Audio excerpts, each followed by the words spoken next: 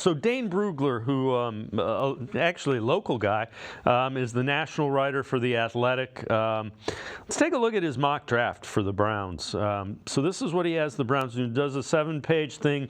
He does a 300-page draft Bible, so he does as much work on the draft as anybody.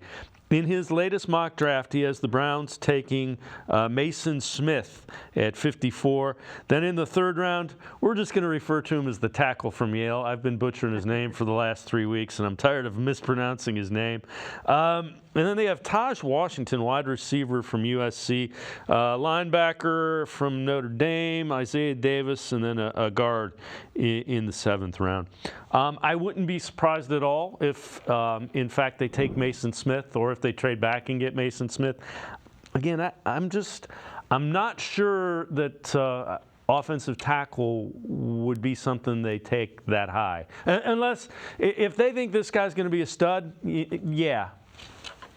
Yeah, I was just going to say that, and Dane does such a good job. He calls it the beast. And there's a million players in there, and I rely on that heavily when I do my stuff.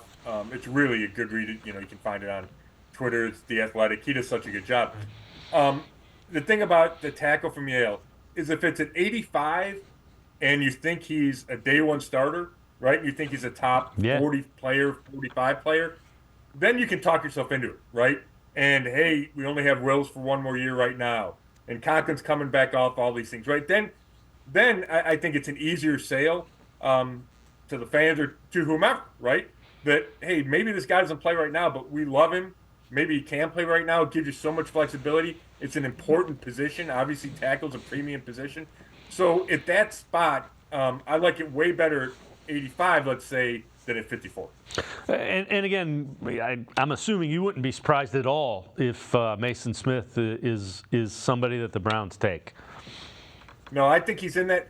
When we talk about if they stay at 54, he's in that. To me, he's in that mix with, Hall from Ohio State, Chris Jenkins from Michigan, from the D tackle perspective, and then throwing that group of receivers. Right? Is it Roman Wilson? Is it Forley from Western Kentucky? Is it Leggett from, I think, South Carolina, right? The kid from Oregon. You can go down the list. There's a bunch of candidates. And to me, at 54, receiver and D-tackle make the most of it. Yeah, the other thing is, because there's so many teams that are going to overdraft a quarterback. I mean, the Browns were stuck in that cycle until they made the Watson trade. One of those guys is going to, either a wide receiver or a D-tackle, heck, it might even be an offensive of lineman that you think is much better than 54 is going to be staring at you there.